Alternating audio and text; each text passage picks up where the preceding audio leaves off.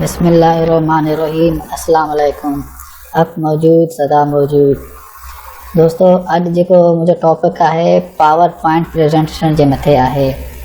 जेकॾहिं तव्हांखे power point में कमु ईंदो आहे, पावर पॉइंट में तव्हां एक्सपर्ट आहियो, तव्हां वटि बहितरीनु स्किल्स आहिनि पावर पॉइंट जे हवाले सां, त हीअ वेबसाइट तव्हां लाइ बहितरीनु आहे। हिनखे तव्हां ज़रूरु जॉइन कयो। हिते तक़रीबन $300 खां वठी $1000 ताईं तव्हांजी अर्निंग थी सघंदी आहे। जेका मज़ाक जी ॻाल्हि कान्हे, मगर इहो ज़रूरी आहे त तव्हां वटि पावर पॉइंट प्रेज़ेंटेशन जो तव्हां वटि स्किल हुजणु लाज़मी आहे।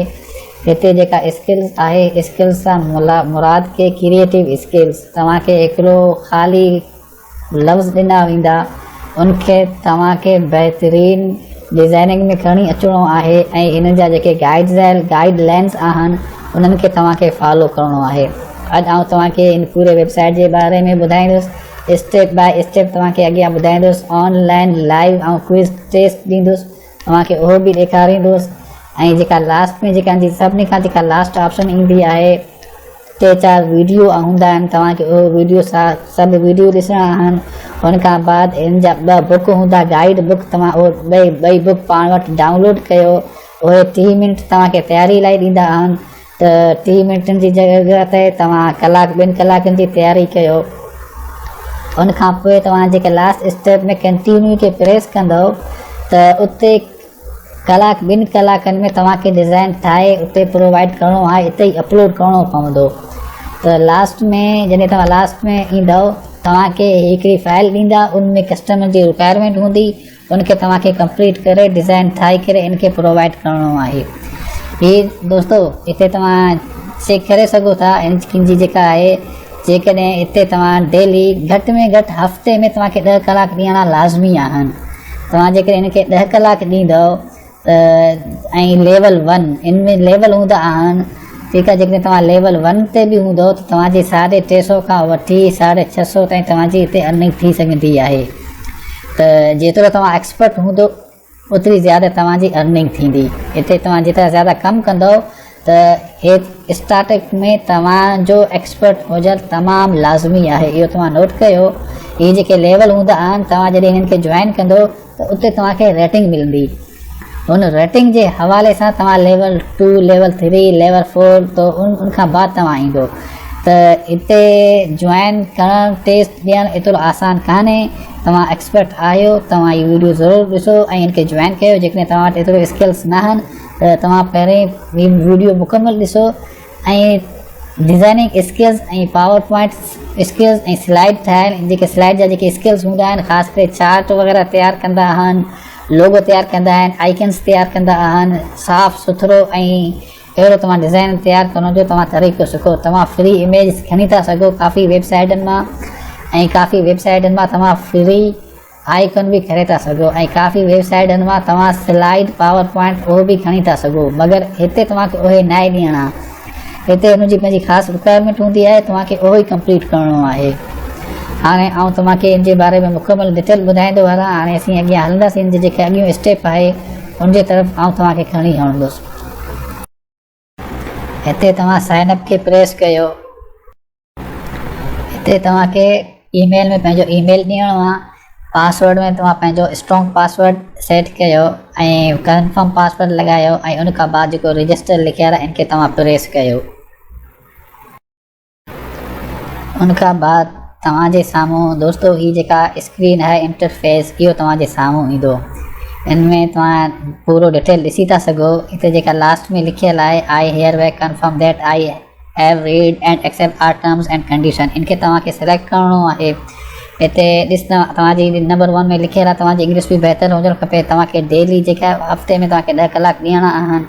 तव्हांजी जेके बि टर्म्स एंड कंडीशन आहिनि, तव्हां सभिनी खे गौर सां पढ़ो। उन सभु टर्म्स एंड कंडीशन्स खे इनखे तव्हां सिलेक्ट कयो। उनखां बाद तव्हां कंटिन्यू खे प्रेस कयो।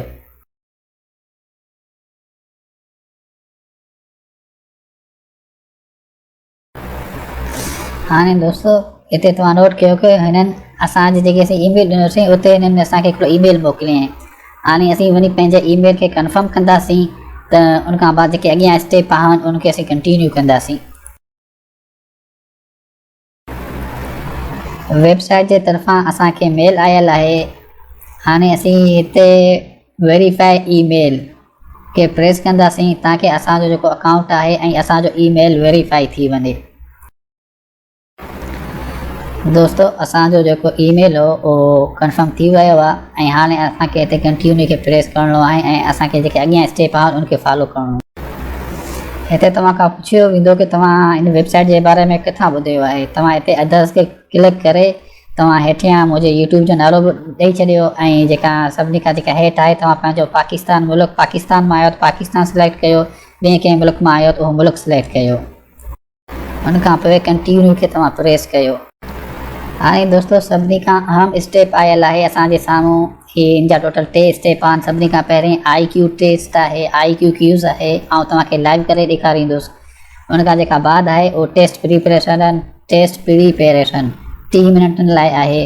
उहो बि तमामु अहम आहे। उनमें जेके वीडियो हूंदा तव्हां वीडियो तव्हांखे गौर सां ॿुधणा आहिनि ऐं वीडियो खां बाद जेके 2 फाइल हूंदा तव्हां उनखे डाउनलोड कयो। तव्हां तयारी मुकमल कयो। 30 मिनटनि में तव्हां भले 5 कलाक पंहिंजे तयारी में लॻाओ, को मसइलो कोन्हे। मगर उनखां जेका लास्ट स्टेप ईंदी पावर पॉइंट टेस्ट, सभिनी खां इहो अहम आहे। ऐं जेकॾहिं तव्हां थोरी बि ग़लती कई आहे छो त हिते 99% माण्हू जेके आहिनि फेल थी वेंदा आहिनि। इहो तव्हांखे ॿुधाईंदो हलां त हिते तव्हां मुकमल तयारी करे पोइ अची अप्लाई कयो। ऐं जॾहिं जेका लास्ट स्टेप आहे 3rd पावर पॉइंट टेस्ट आहे, उन लाइ जीअं ई तव्हां अप्लाई कंदो त अॻियां तव्हांखे 2 फाइलूं ॾींदा। उन फाइल में कस्टमर जी जेका रिक्वायरमेंट आहे उहो लिखियलु आहे, उहो लिखियलु हूंदो आहे। उन जे मुताबिक़ तव्हांखे उन्हनि खे डिज़ाइन ठाहे ॾियणो आहे, ठीकु आहे। ऐं जेको डिज़ाइन तव्हां ठाहींदो उनमें सभिनी खां जेके गाइड्स आहिनि, गाइडलाइंस आहिनि हिन वेबसाइट जो जेके बुक में ॾिनल हूंदा, जेको तव्हां डाउनलोड कंदो तव्हां उन्हनि खे फॉलो ज़रूरु कजो। जीअं तव्हां टेस्ट लाइ जेको आख़िरी स्टेप आहे उन लाइ जीअं तव्हां कंटिन्यू ऐं उनखे अप्लाई कंदो त पहिरीं तव्हांजो टाइम जेका आहे स्टार्ट थी वेंदी। त इन करे तव्हां उन वक़्तु ई अप्लाई कयो जेको सभिनी खां जेको लास्ट स्टेप आहे पावर पॉइंट टेस्ट, उन वक़्तु ई अप्लाई कयो जॾहिं तव्हां वटि तव्हांजी टेस्ट जो तयारी मुकमल हुजे ऐं तव्हां वटि 2 कलाक हुजनि ऐं ताकि तव्हां उहो टेस्ट फाइल अपलोड करे उनखां बाद तव्हां उनखे 1-2 कलाकनि में आराम सां तयारु करे उनखे ॿी हल तव्हां अपलोड करे छॾो। असीं हिते जीअं ई कंटिन्यू खे प्रेस कंदासीं त असांजो जेको IQ टेस्ट आहे उहो स्टार्ट थी वेंदो।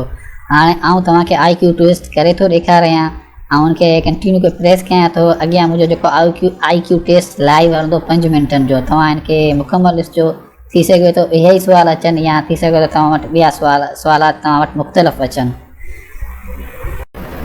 IQ टेस्ट आसान आहे, तव्हां इनखे आराम सां हल करे पास करे था सघो। लेकिन इनखां जेका बाद अहम टेस्ट आहे उहो डिज़ाइन ठाहिणो आहे।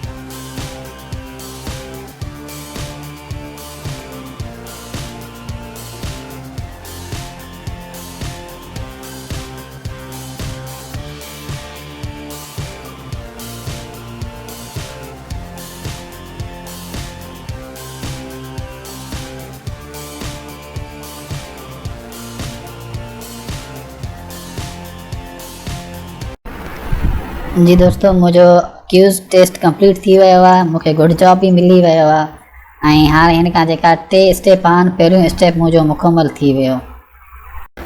हिते असीं जीअं कंटिन्यू खे प्रेस कंदासीं त असीं टेस्ट प्रिपरेशन में वेंदासीं। उते जेतिरा भी वीडियो ईंदा असांखे सभु वीडियो ॾिसणा आहिनि। पहिरियों वीडियो ॾिसी करे पोइ असीं नेक्स्ट खे प्रेस कंदासीं। ईअं ई वरी ॿिए वीडियो ईंदो, उन वीडियो खे बि ॾिसणो आहे।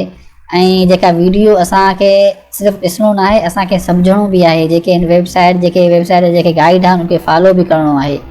इन ई तरह आख़िर में लास्ट में ही असांखे 2 फाइलूं ॾींदा। असांखे उन्हनि फाइलनि खे बि वरी रीड करे असांखे मुकमल तयारी करणी आहे। जी दोस्तों, तव्हां ॾिसो पिया ही लास्ट स्टेप अची वियो आहे। हिते 2 फाइलूं आहिनि, ॿई डाउनलोड असीं करे था सघूं। असांखे ही 2 फाइलूं डाउनलोड करणा आहिनि ऐं असीं फाइल खे जीअं डाउनलोड कंदासीं त हिन में मिसाल ॾिनल आहिनि असांखे ॿिन्ही फाइलनि में। हिकु फाइल आहे, उनमें गाइडलाइंस आहे, त गाइडलाइंस खे जीअं हिननि असांखे यानी कि पेज जो साइज़ छा हूंदो, स्पेस असांखे केतिरो ॾियणो आहे, पावर पॉइंट जो असांखे आइकन बि इस्तेमालु करणा पवंदा, वो गाइडलाइन आहे। फ़ॉन्ट जो साइज़, हेडिंग, सब हेडिंग्स, नॉर्मल फ़ॉन्ट, उनजो साइज़ छा रखिणो आहे। त ई फाइल तव्हां डाउनलोड कयो, इनखे मुकमल रीड कयो, मुकमल तयारी कयो। ऐं जेका ॿी फाइल आहे उहो बिफोर एंड आफ्टर स्लाइड्स, ही बि हिते ईअं ई आहे। तव्हांखे जेकॾहिं को कस्टमर ॾींदो त बसि हू तव्हांखे सिर्फ़ु हिकिड़ो पन्ने में रफ़ लिखी ॾींदो ABCDEF, त तव्हांखे उनखे बहितरीनु विजुअलाइज़ेशन में खणी अचिणो आहे, तव्हांखे उनखे बहितरीनु डिज़ाइनिंग में खणी अचिणो आहे। त तव्हां ही 2 फाइल डाउनलोड कयो त तव्हांखे काफ़ी चीज़ूं सम्झ में अची वेंदा। त फाइल डाउनलोड करण तव्हां पहिरीं वीडियो बि मुकमल ॾिसी वरिता आहियो, इनखे डाउनलोड कयो। डाउनलोड करण खां पोइ तव्हां इनखे सम्झी वठो। मुकमल तयारी करण खां बाद में तव्हां हिते अची करे इनखे पोइ कंटिन्यू खे प्रेस कयो। हीअं ई तव्हांखे प्रेस न आहे करिणो, तव्हां पहिरीं तयारी मुकमल कयो। ऐं ही मूंखे उमेद आहे त जेके बि पावर पॉइंट में एक्सपर्ट आहिनि ऐं थोरी कोरोना जा या एडोब इलस्ट्रेटर में बि कमु अचे त तव्हां हिते कामयाबु थी वेंदव।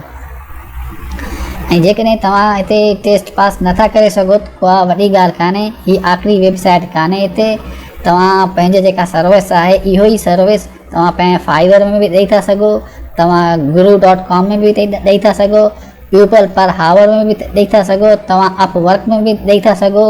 तव्हां पंहिंजो हिकिड़ो अलॻि ब्लॉग ठाहे करे तव्हां पंहिंजो सर्विस प्रोवाइड करे था सघो। जी, अॼु जो जेको मुंहिंजो मौज़ू हो पावर पॉइंट जे मथे हो। त पावर पॉइंट में बि तव्हां ऑनलाइन अर्निंग करे था सघो। तव्हां मंथली $300 खां वठी $1000 ताईं तव्हां कमाए था सघो। जेकॾहिं तव्हां एक्सपर्ट आहियो, तव्हां वटि पावर पॉइंट जा बहितरीनु स्किल्स आहिनि। इन सां गॾोगॾु जेकॾहिं तव्हां वटि एडोब इलस्ट्रेटर ऐं कोलोट्रा में सिर्फ़ु नंढा आइकन ठाहे था सघो। आइकन यानी जेको हिकिड़ो लफ़्ज़ लिखियलु हूंदो तव्हां उनजो आइकन ठाहियो, जीअं गेट पैड थी वियो आहे उनजो तव्हां आइकन ठाहियो, कम हीयर थी वियो आहे तव्हां उनजो आइकन ठाहियो, स्टैंड अप थी वियो आहे तव्हां उनजो आइकन ठाहियो। त हिते स्लाइड जेके ईंदा, स्लाइड में हितां जेके हेडिंग्स हूंदा, हेडिंग्स जा तव्हां जेकॾहिं आइकन ठाहींदो त हिकु बहितरीनु स्किल्स आहे। हिकिड़ो लोगो हूंदो आहे ऐं ॿिया हूंदा नंढा आइकन्स वग़ैरह हूंदा आहिनि। त मुंहिंजे हाणे टॉपिक कंप्लीट थी वई आहे। तव्हांखे वीडियो कीअं लॻो आहे तव्हां कमेंट्स ज़रूरु ॾियो। ऐं जेकॾहिं तव्हां नया आहियो, ही फस्ट टाइम ॾिसो पिया, तव्हां चैनल खे सब्सक्राइब ज़रूरु कजो। ठीकु आहे दोस्तों, हाणे आउं तव्हांखां इजाज़त वठंदुसि। ख़ुदा हाफ़िज़।